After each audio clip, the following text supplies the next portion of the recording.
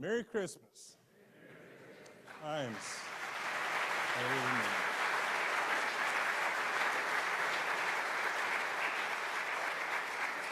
I am so grateful to be able to stand here. I'd be grateful to stand anywhere, but I'm especially grateful to stand here this morning and celebrate what Christmas means to me, and to find within our hearts that source of everything about our life, what it all measures to give God glory. I'm going to share, I'll try not to wear you out with a story about what's happened in my life over the next few months, but I'm going to share just a little bit in a moment. But let me ask you and direct you. I made a commitment to preach through the book of John. I've taken a break the last few weeks. I hope you understand that. I'm going to take a break one more week, and we're going to turn to the Christmas story this morning as recorded in Luke chapter 2. Now, Tuesday night, we're going to gather together at 5 o'clock, and we're going to have a very brief time to worship and to remember what Christmas is truly all about through the observance of the Lord's Supper.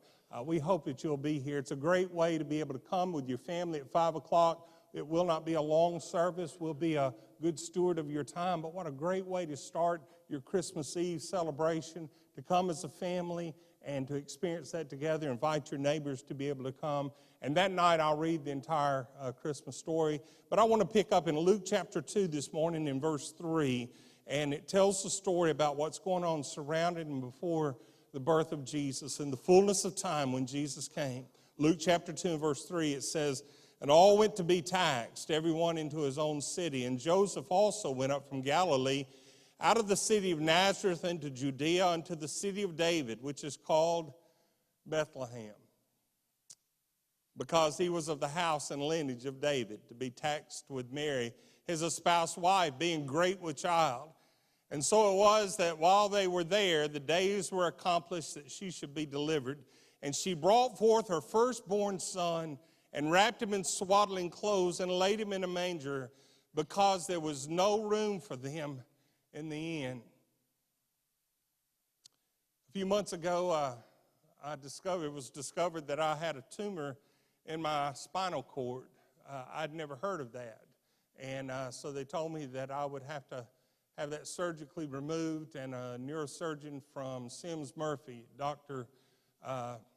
Lovell, set a date to perform that surgery, went in, did a laminectomy, and then opened up the dura surrounding my spinal cord, moved all the nerves around, and removed the tumor. It was a little bigger than we initially thought, but it was completely removed. It was benign. They stitched me up, sewed me up, and I had to lay flat for a while. During that time, my oldest sister passed away, so I left the hospital just a little early to be with my family. But after that, I came home, recovered, and was just doing really well. And then one night, I was laying on the bed, and it was not a cough, and it was not a deep cough. It was just a little tickle in my throat, and I just coughed and had this horrible pain. And long story short, that cough, I ruptured the dura of that incision. And so it meant me going back to Memphis. They put a drain that went into my spinal cord, and after a few days, it was determined that the only way to resolve this was surgically. And so they were going to have to go back in and repair the dura again. And while they were in the process of doing that, they lost my pulse. I would think that's something you need to keep up with. I was just so glad they didn't. If they looked at my wife's purse, that's probably where it was. But they just threw enough stitches and staples together to get me turned back over. Went into the cardiac area, into the catheterization lab, and there I coded again. And this time they couldn't get my heart back to beat, and so they shocked me. Still didn't beat, still didn't come back, and so they shocked me the second time, and my heart did recover. I had a stent years ago in what is known to us as the Widowmaker, and that stent failed, and they were able to angioplasty that, get another stent in. but I had a massive heart attack. And so there was great debate because I still had what they considered an open incision 9 inches long in my back in the lumbar area. And I had the stent and on some kind of special blood thinner, and I had a lumbar drain. And so the doctors were trying to sort this out. Apparently, now I wasn't awake for all that, thank the Lord, but I did wake up while that tube was still down my throat, and they had my hands tied, but they didn't know. I was raised at Becker. I'm a grain-fed boy. So I pulled through that restraint, and I pulled that tube out. If you're ever confronted that, let me advise, that's not a wise thing to do. But after I got it out, there was a lot of commotion, and so after that bit of commotion, and over the next hours and days, the next day, which actually wound up by that time being more than 24 hours, they had to put me back to sleep and turn me back over and finish the surgery. And they were all terrified and didn't think that was wise, but they didn't have a choice. I could not survive without that. But honestly, they didn't think I would survive through that. But I did. And but over the next hours and next days, it must have been something that was traumatic for the hospital staff as well. We don't think about that, those of us who are not medical, because I had about 15 different ones, one at a time, who came in, and some of them were just very emotional whenever they came in and talked to me. And one young resident doctor came in, and he said, "Mr. Funderburg," he said, I just don't know if you know the severity of all you've been through. And I said, "Doc," of course, they'd already told me, and, so I had a pretty good idea. I said, "Well, Doc, I tell you, we got to get the show on the road because Thanksgiving's going to be here, and I've got to get home for Thanksgiving. And then next thing you know, Christmas will be here." And he said, "Mr. Funderburg, you almost missed Christmas." And in that moment, and he was as serious as he could be, and I said, "No, sir, I wouldn't have missed Christmas." I said, because what I believe is that the one who came that we celebrate Christmas about, I would have been in his presence. Christmas would have been even more special to me. And the young man sort of became emotional, but there was a great peace in my heart that I wouldn't miss Christmas. Our hearts are heavy because many of us, and we as a church family right now, we miss some that this is our first Christmas without them. And it breaks our heart emotionally. It makes us sad in that sense. But it gives us great joy to know they're not going to miss Christmas because they're in the presence of the one that we celebrate. The danger that comes to us is that we can miss Christmas. I want to think just for a moment about the danger of missing Christmas. I read something years ago that as a young pastor, and it has always stuck with me. It's a story from back in the 60s, and there was an executive, a business executive, a large firm in New York City. His name was George Mason, and he was a confirmed bachelor. He kind of kept to himself, and he that year turned down every offer to go to the Christmas parties, and some of them had invited him to come home with them to share Christmas dinner with their family, and he had declined every invitation. And that evening, as they prepared, they were going to be closed for the holidays, and he went into their vault, and by mistake, the vault was closed and locked, and no one could hear him, and he died in that vault. After the holidays, and they opened that vault, they found Mr. Mason's body, and they found a letter. And at the end of that letter, these were his words: "To love people, to be indispensable somewhere, that is what's truly important. That is the secret of happiness. Beware of the barrenness of a busy life." I think that there's far more. I am so sad because Mr. Mason gave no sense that he knew Christ or that he had the joy of that relationship. But there are words of warning here. Beware of the barrenness of a busy life. That's how we can miss Christmas. This year, just don't let Christmas crowd you out. That is the first danger. You think about Christmas, and it is a busy time of year. Miss Ginger had everybody stand, and I know that for our congregation, I was not here, but I watched on YouTube Live last Sunday night. I watched it again on Facebook Live, and then I watched it again on YouTube later on this week. What a wonderful presentation of the gospel story of the birth of Jesus and all that surrounded, and the prophecy that pointed all those folks to be looking for the coming of the Messiah, and then for Jesus to give himself and to offer himself the way that he did for all of us, and then for Jesus to be resurrected. There are many times I've said maybe our symbol shouldn't just be a cross, but it ought to be an empty tomb. I think for us, what a wonderful experience.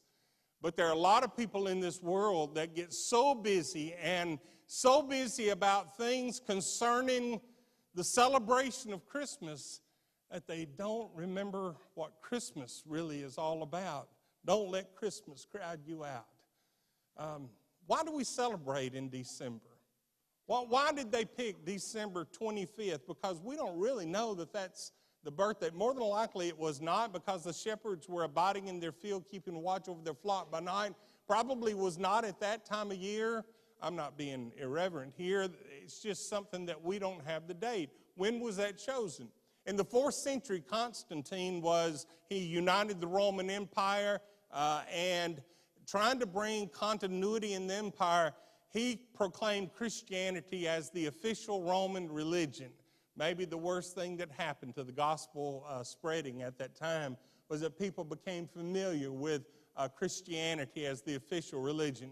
So a few years later, the bishop at Jerusalem wrote to the bishop at Rome and said, we need to come up with a determinative date that we all celebrate the birth of Jesus. And so they chose December 25th. That was not just an arbitrary decision.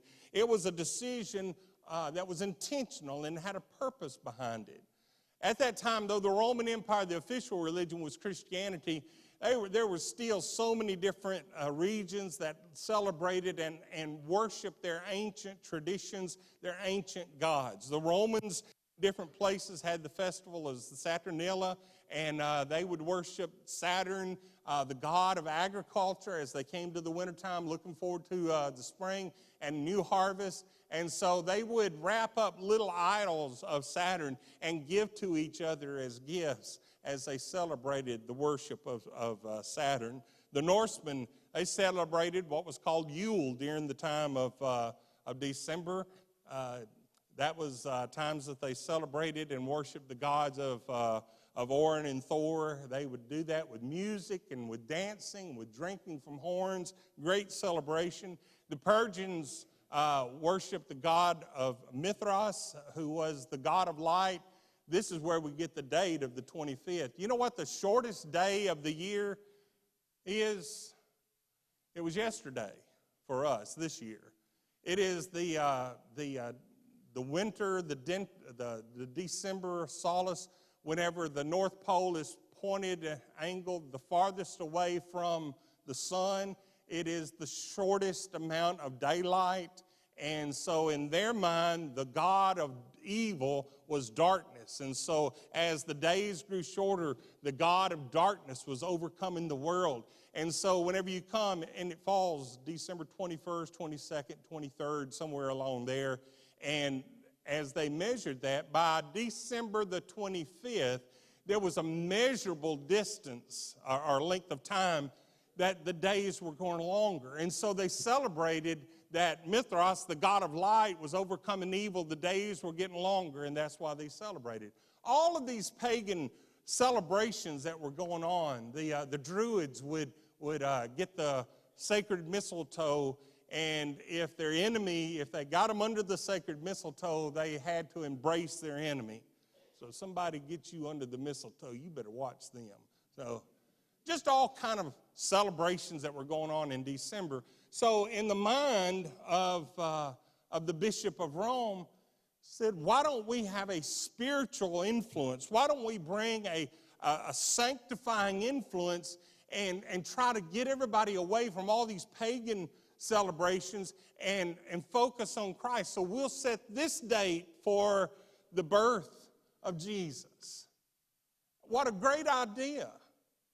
Except the problem is that everybody, the world was already having their celebrations. And what it has done through the centuries, at times, we forget what Christmas is all about, and we just have the celebration. Listen, the world, sometimes will get so caught up in the celebration that we forget what we're really celebrating. Now listen, there is nothing wrong with the family traditions that we have. Growing up, everybody thinks everybody does Christmas just like we do because that's all we know. And then you get married and your wife tells you that you've been wrong all these years. It's like her family does. And so, and then you find out that different people do different things. They have family traditions, and some of them are great. I'm not saying there's anything wrong with that. What I'm saying is that the danger is sometimes we get so busy doing great things about celebration that we forget what Christmas. And sometimes you can just let the holiday push out the holy day. That you get so involved in the celebrations and doing good things, even trying to bring a sanctifying influence sometimes, that you forget what it's really all about, and that you, in your heart, never truly celebrate Christmas. This year, don't miss Christmas. Don't get so involved in everything else that you forget what Christmas and what it really means for all of us. Amen. You think about the passage that I read this morning. We don't really know that there's one innkeeper. It just means that all the inns were full. Now, why? Because they were all coming back for the census, and everybody had to go to their family's place. So all of David's kinfolks came back to Bethlehem. Bethlehem's been around for a long time. Bethlehem in the Old Testament, we know that it is, the name of it is House of Bread. That's what it means, is House of Bread. And they knew that the Messiah would be born in Bethlehem. Do you remember Matthew's account whenever the wise men, the Magi came? And I appreciated so much whenever we demonstrated the Magi that Jesus wasn't just a little bitty baby. He was a cute little, I don't know if he was blonde-headed little boy, but he was a cute little boy. And as the wise men came in and they offered their gifts, you remember whenever they first got there, where did they go? They went to Herod and said, "Where's the King of the Jews?" They expected everybody's going to be celebrating. Herod was so mad, but he didn't tell them. To find out, he turned to the scribes and the priest, and he said, "Where's the Messiah to be born?" They knew Micah 5:2 by memory. "O thou Bethlehem Ephrathah, though thou be smallest among many, out of thee will come he that rules forever." They knew Micah 5:2. They knew it was Bethlehem. Bethlehem's only about 5 miles from where they were. If they were really looking for the Messiah, wouldn't you think if they heard that, they would have gotten up and gone 5 miles? I mean, you can walk. I can't walk 5 miles right now, but soon I'm going to be walking 5 miles. You could have rent an Uber donkey, grab a, Grubhub, Camel, get a ride out 5 miles, go check it out. They weren't concerned about it. They were just concerned about what they knew and their place and their position and what they were doing. Matter of fact, in a little while, Herod, instead of sending to find out about where the Messiah was born, he sent soldiers to kill every baby that was under 2, every little boy. We can get so busy. I don't think any of us would, qualify for Herod, but we might qualify for the innkeepers.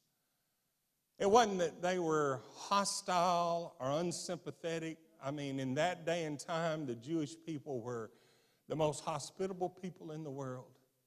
They didn't mean to neglect Mary and Joseph. They were just busy. I know that I have shared it before, but it is one of my favorite stories. I read it in Reader's Digest years ago. Some of y'all don't know what Reader's Digest is or was. But it's a story about a Christmas pageant. Used to, churches and schools even would have a Christmas pageant where all the little children would come and they would dress up and they would play the characters of the Christmas story while somebody read from Luke chapter 2 or Matthew and read the Christmas story.